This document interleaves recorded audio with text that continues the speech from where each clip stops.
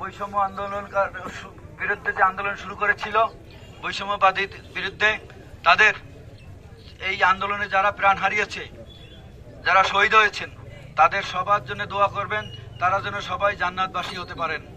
এবং আমাদের নেত্রী বেগম খালেদা জিয়ার জন্য দোয়া করবেন, উনি যেন অতি শীঘ্রই সুস্থ হয়ে আমাদের। মন্দির ও সংখ্যালঘু পরিবারের উপর হামলা হলে তাকে আইনের আওতায় আনার নির্দেশ। বাগেরহাট প্রতিনিধি মোহাম্মদ কামরুজ্জামানের পাঠানো তথ্য ও চিত্রে থাকছে নিউজ ডেস্কে বিস্তারিত। বাগেরহাট জেলা বিএনপির সাবেক সভাপতি ও জেলা বিএনপির প্রধান সমন্বয়ক এম.এ. সালাম বিভিন্ন পথসভায় সাধারণ জনগণের উদ্দেশ্যে বলেন, মন্দির ও সংখ্যালঘু পরিবারের উপর কোনো হামলা বা নির্যাতন হলে তাকে আইনের আওতায় আনা হবে। এর আগে তিনি বাগেরহাট সদর সার্কেল অফিস, সদর মডেল থানা ও কচুয়া থানার কর্মরত কর্মকর্তাদের সাথে সৌজন্য সাক্ষাৎ করেন। এবং আন্দোলনের মাঠে আমরা মিছিল করেছি, আপনারা দেখেছেন। সর্বশেষ আপনারা 19 তারিখ শুক্রবার বিকেলে যে মিছিল হয়েছিল, বিএনপির সাথে ত্রিমুখী লড়াই, আওয়ামী লীগ, পুলিশ লীগ এবং বিএনপির সাথে লড়াই পল্টনে হয়েছিল। সেই মিছিলে অনেকে গুলিবিদ্ধ হয়েছিলেন এবং ওই মিছিলের পরেই আমাদের নেতা জনাব নজরুল ইসলাম খান, স্থায়ী কমিটির সদস্য, আমির খসরু মাহমুদ, স্থায়ী কমিটির সদস্য, বিএনপির সিনিয়র যুগ্ম মহাসচিব রিজভী আহমেদ সহ আমাদের অনেক নেতাকে গ্রেপ্তার করে।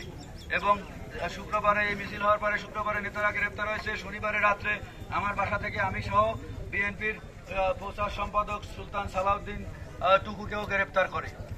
আমরা দীর্ঘদিন প্রায় 13-14 দিন রিমান্ড খেটে জেলখানায় যাই। যেদিন জেলখানায় যাই তার পরের দিনই ইনশাল্লাহ আপনাদের দোয়ায়, বাংলাদেশের জনগণের দোয়ায় শেখ হাসিনা পালিয়ে যেতে বাধ্য হয়েছে।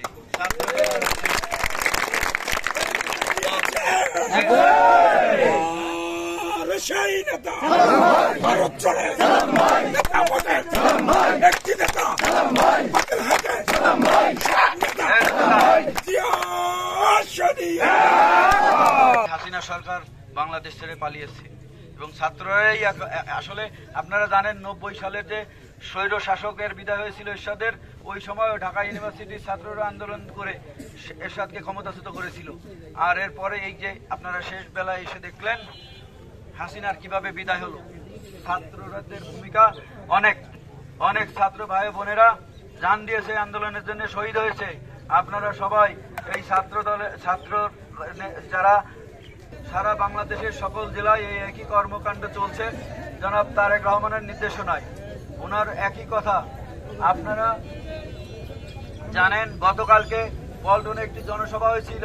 এই জনসভার উদ্দেশ্য বাংলাদেশের জনগণের মাঝে আমাদের নেতা তারেক রহমান এবং বেগম খালেদা জিয়ার যে উপদেশ বা নির্দেশ যেন আমরা পাই। সারা দেশের জনগণ কালকে দেখেছে আমাদের নেত্রী বেগম খালেদা জিয়া হসপিটালে অসুস্থ অবস্থায় লাইভে এসে কি বলেছেন আপনারা সবাই শুনেছেন। আমাদের নেতা তারেক রহমান কি বলেছেন সবাই শুনেছেন। সারমর্ম একটি কথা, দেশ স্বাধীন হয়েছে, দেশের এই স্বাধীনতা রক্ষা করার দায়িত্ব আমাদের সবার। আপনাদের এই বাংলাদেশের জনগণ সবাই আমাদের শান্তি এবং শৃঙ্খলা রক্ষা করার দায়িত্ব আপনাদের। দেশের সম্পদ আমাদের, দেশের মানুষ আমাদের। এই জন্য আমাদের নেত্রী বলেছেন কোন রকম কোন। নিউজ ডেস্ক, সুমনা, ভোরের আকাশ।